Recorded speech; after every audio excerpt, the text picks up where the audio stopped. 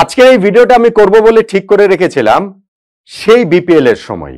বাংলাদেশ দল যেদিন champions trophy খেলার জন্য দেশ ছাড়বে ঠিক সেই দিনই ভিডিওটা করব।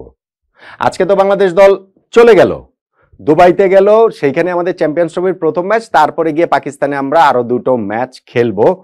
দল যখন আজকে চলে গেল তখন আমার মনে হয়েছে এই ভিডিওটা আমাকে করতেই হবে। আপনার কাছে মনে হতে পারে এটা একটু ব্যাকডেটেড, এটা একটু অপ্রাসঙ্গিক, কিন্তু অপ্রাসঙ্গিক না রে ভাই।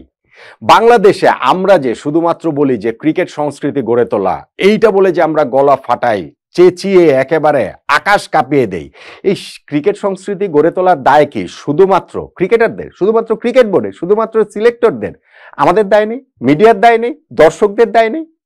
আমরা কি আমাদের সেই দায় এবং দায়িত্বটা ঠিকমতো পালন করতে পারছি? লিটন দাস এই জায়গাটাতে একটা ক্লাসিক এক্সাম্পল হিসেবে আসেন বলেই এই ভিডিওটা করার ব্যাপারে আমি মনস্থির আগেই করে রেখেছিলাম।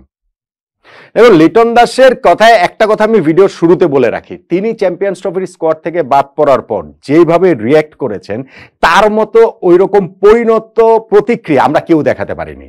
লিটন দাস সবচেয়ে ম্যাচিউরড রিয়াকশন তিনি দেখিয়েছেন। ইনফ্যাক্ট আপনি যদি আজকের হিসাবও দেখেন, তিনি তার অফিসিয়াল ফেসবুক পেজে বাংলাদেশের এই চ্যাম্পিয়ন্স ট্রফি খেলতে যাওয়া দলের প্রতি শুভকামনা জানিয়েছেন।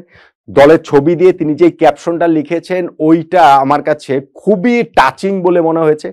দলকে শুধু শুভকামনাই তিনি জানাননি, তিনি ওই কথা স্পষ্ট করে লিখেছেন যে আমি এই দলটাতে শেষ পর্যন্ত অংশ হতে পারিনি, তবে বাংলাদেশ দলের জন্য আমার শুভকামনা থাকবে।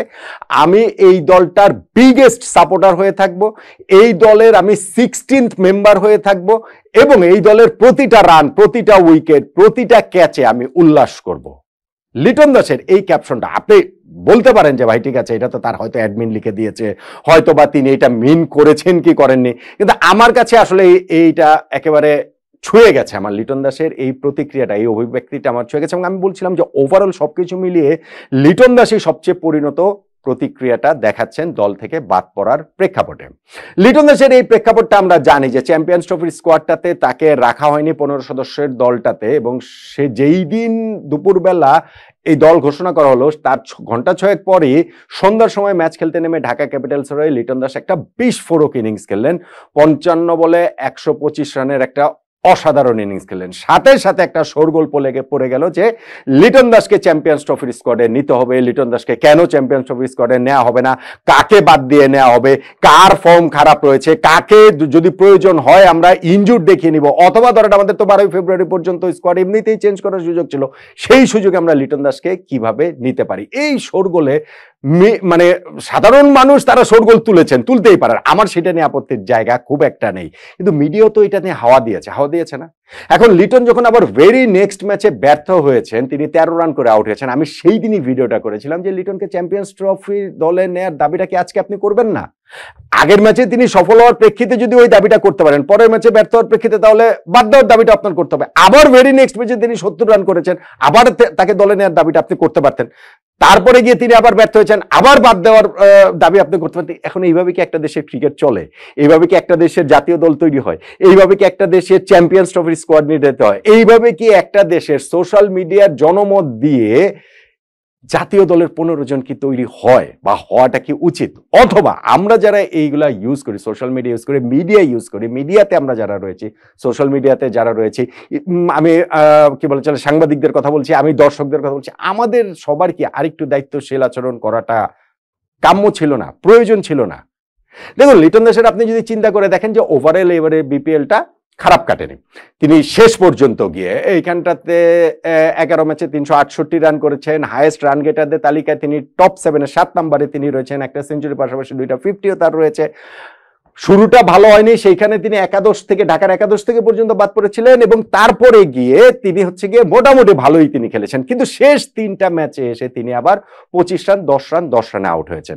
এখন এই জায়গাটাতে আমাদের তো একটা বলির পাঠা প্রয়োজন। লিটনকে যদি চ্যাম্পিয়ন্স ট্রফি স্কোয়াডে নিতে হয়, কার বদলে নেওয়া যায়? পারভেজ হোসেন ইমনকে আমরা টার্গেট করে ফেললাম, ভাই ইমন ছেলেটা যে ন্যাশনাল টিমে নেওয়া হয়েছে এখানে তার দোষটা কি? তিনি কি এই জায়গাটাতে গাজী আশরাফ হোসেন লিপু নেতৃত্বাধীন যে সিলেকশন প্যানেল, সেই সিলেকশন প্যানেলের সঙ্গে কি তার কোনো বাড়তি খাতির রয়েছে?